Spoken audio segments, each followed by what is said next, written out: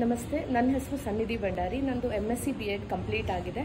ನಾನು ಈ ಇನ್ಸ್ಟಿಟ್ಯೂಷನ್ಗೆ BSc ಮುಗಿದ ತಕ್ಷಣವೇ ಆಲ್ಮೋಸ್ಟ್ 2014 ಅನಿಸುತ್ತೆ, ಆಗಲೇ ನಾನು ಜಾಯ್ನ್ ಆಗಿದ್ದೆ. But due to some health issues ನಾನು ಡಿಸ್ಕಂಟಿನ್ಯೂ ಮಾಡಿದೆ. ಆಮೇಲೆ ಅಂದ್ಕೊಂಡೆ ಈಗ ಒನ್ 6 ಮಂತ್ಸ್ ಬಿಫೋರಿಂದ ಯಾವ ಇನ್ಸ್ಟಿಟ್ಯೂಷನ್ಗೆ ಜಾಯಿನ್ ಆಗೋದು ಅಂತ ಅಂದ್ಕೊಂಡಾಗ ಪುನಃ ನಾನು ಜ್ಞಾನ ಗಂಗೋತ್ರಿನೇ ಸೆಲೆಕ್ಟ್ ಮಾಡಿದೆ.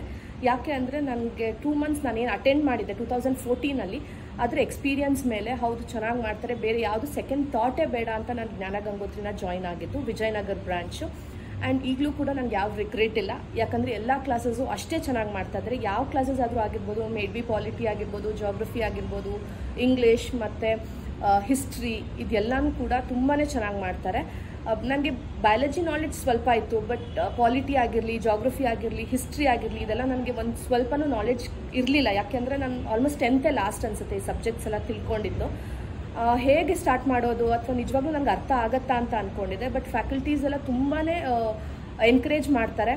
ಆ್ಯಂಡ್ ಏನೋ ತುಂಬ ಸ್ಟ್ಯಾಂಡರ್ಡಿಂದ ಹೇಳ್ಕೊಡ್ಬೇಕು ಅಂತ ಇಲ್ಲ, ಬೇಸಿಕ್ಸಿಂದನೇ ಹೇಳ್ಕೊಡ್ತಾರೆ. ಅದಕ್ಕೋಸ್ಕರ ನನಗೆ ಇನ್ಸ್ಟಿಟ್ಯೂಷನ್ ತುಂಬಾ ಇಷ್ಟ ಆಗಿದೆ. ನನ್ನ ಫ್ರೆಂಡ್ಸ್ 2014 ಬ್ಯಾಚಲ್ಲಿ ಏನು ಇದ್ದರು, ಅವರಲ್ಲಿ ಆಲ್ಮೋಸ್ಟ್ 5 ಮೆಂಬರ್ಸ್ ನಾವು ಗ್ರೂಪಲ್ಲಿ ಇದ್ದಿದ್ದು. ಆಲ್ಮೋಸ್ಟ್ 3 ಮೆಂಬರ್ಸ್ ಕ್ಲಿಯರ್ ಆಗಿದೆ. ಇನ್ನು 2 ಮೆಂಬರ್ಸ್ ಅವರವರ ಡೆಡಿಕೇಶನ್ ಮೇಲೆ ಡಿಪೆಂಡ್ ಆಗಿರುತ್ತೆ.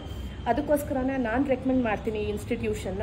ನೀವೇನಾದರೂ ಯಾವುದಾದ್ರೂ ಕಾಂಪಿಟೇಟಿವ್ ಎಕ್ಸಾಮ್ಸ್ನ ಕ್ಲಿಯರ್ ಮಾಡ್ಕೊಳ್ಬೇಕಂತ ಹೇಳಿದ್ರೆ I think this is the best one. And test series ಕೂಡ ಅಷ್ಟೇ, ಎವ್ರಿ ವೀಕ್ ಟೆಸ್ಟ್ ಸೀರೀಸ್ ಕೊಡ್ತಾರೆ. ನಿಮ್ಮ ನಾಲೆಡ್ಜ್ ನಿಮ್ಗೆ ಎಷ್ಟಿದೆ ಅಥವಾ ನೀವೇನು ಅಪ್ಡೇಟ್ ಆಗಬೇಕು ಅದೆಲ್ಲನೂ ನಿಮಗೆ ಕ್ಲೀನಾಗಿ ಅರ್ಥ ಆಗುತ್ತೆ. ಆ್ಯಂಡ್ ಟಾಪಿಕ್ಸ್ ಕೂಡ ಕ್ಲೀನಾಗಿ ಎಲ್ಲನೂ ಕವರ್ ಮಾಡ್ತಾರೆ. So I think you must go with Jnana Gangotri. Thank you.